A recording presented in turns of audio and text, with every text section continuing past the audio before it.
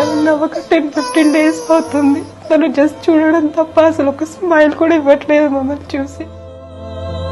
తన బాడీలో మొత్తం స్వెల్లింగ్ వచ్చింది.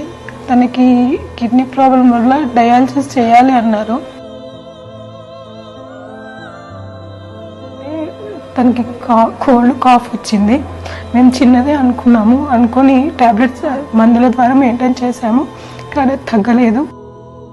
చాలా ఏడ్చాము. పెద్దవాళ్ళు ఎవరు తట్టుకోలేరు ఆ పెయిన్కి.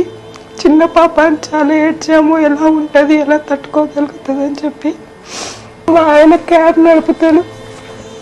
అతనికి వచ్చే డబ్బులతో మేము ట్రీట్మెంట్ చేయించలేకపోతున్నాము.